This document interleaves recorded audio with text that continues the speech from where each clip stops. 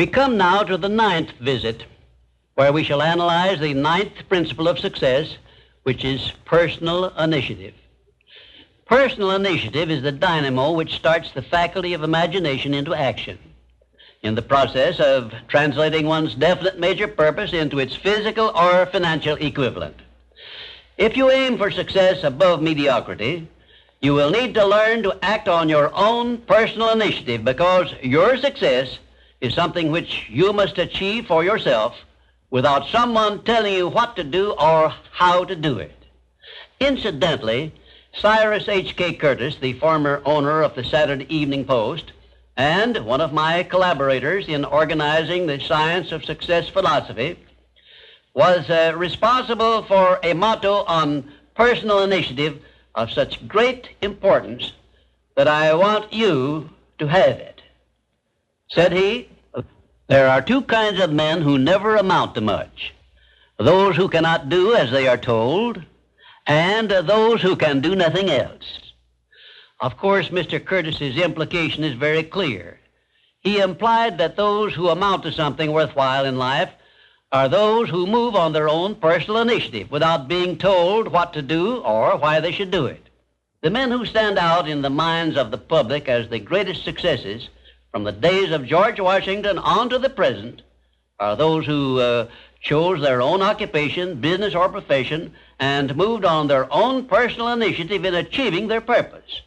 And those who are getting ahead most rapidly today, no matter in what position they began, are those who promote themselves to a higher place in life by acting on their own personal initiative.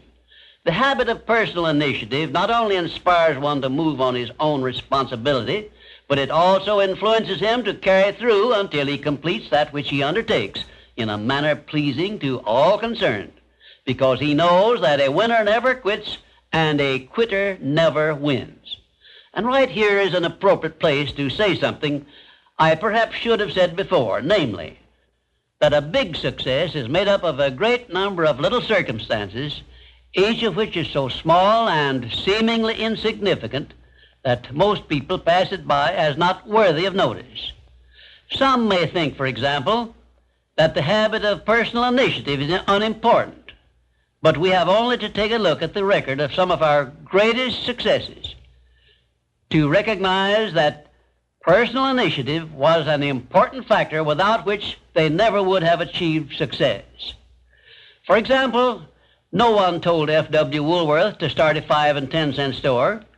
The idea was his own. He acted on his own personal initiative in putting his idea into action and lived to see it yield him a fortune well above $100 million.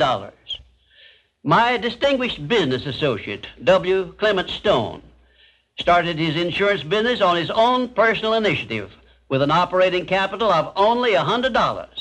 But he followed through on that same personal initiative and made his humble beginning yield an annual gross income of many millions of dollars. And it was that same habit of acting on his own personal initiative, of doing the thing he wanted to do, which inspired Mr. Stone to join forces with me in taking the Science of Success philosophy to millions of people throughout the world, an undertaking which it is believed may help more people to find their places in the world than has any other influence during the past 100 years. The habit of personal initiative was the chief trait which helped Henry J. Kaiser to build a great industrial empire and raise himself to a high position in the industrial world. It was this trait of personal initiative which inspired Mr. Kaiser to pile up such an enormous record in the building of ships during World War II, despite the fact that he had never built ships before. One day when I was lecturing to one of my classes, I mentioned Henry J. Kaiser's wonderful record in building ships more cheaply and quickly than experienced shipbuilders had been able to do, when one of my students spoke up and said, Mr. Kaiser's having been a friend of Jesse Jones of the Federal Reserve Bank did not hurt his chances of success any, did it? Well, for a moment it looked as if that question had placed me on a spot. But I soon recovered my composure and came back with this reply. No, his knowing Mr. Jones did not hurt his chances, but think of the thousands of industrialists, many of whom may also have known Mr. Jones, but did not use their personal initiative in getting his financial help. Personal initiative is one quality which inspires one to form friendships and to make contacts with people who can be of aid to them in times of need. It was my personal initiative which influenced Andrew Carnegie to give me an opportunity to organize the Science of Success philosophy. I now wish to give you an outline of the more important attributes of the person who has sufficient personal initiative to give him leadership in his chosen occupation. One, first of all, the person who follows the habit of personal initiative has a definite major purpose in life and a plan for its attainment. Two, and a mastermind alliance with those whose help is essential in achieving his major purpose. Three, he has the necessary persistence and the will to win to carry him along when the going is hard and he meets with obstacles. Four, he makes decisions promptly when he has the necessary facts on which to base them and changes them slowly, if at all. Five, he follows the habit of doing more than he is paid for, and he does so in a pleasing, positive mental attitude. Six, he accepts full responsibility for everything he undertakes and never passes the buck when things go wrong. Seven, he can take friendly criticism without resentment because he has learned to profit by it. Eight, he knows what the 9 basic motives are which inspire all human endeavors and never requests anyone to do anything for him without giving that person an adequate motive for doing so. 9, he never expresses an opinion about anything unless he has thought the subject through and is prepared to state how he came by his opinion. 10, he follows the habit of listening much and talking only when he has something to say which may benefit himself or others. 11, he has a well-developed sense of observation of small details and knows his job from the smallest detail to the greatest. 12, he never tells anyone to do anything without suggesting why it should be done and how it may be done best. 13, he follows the habit of concentrating his full attention on one thing at a time.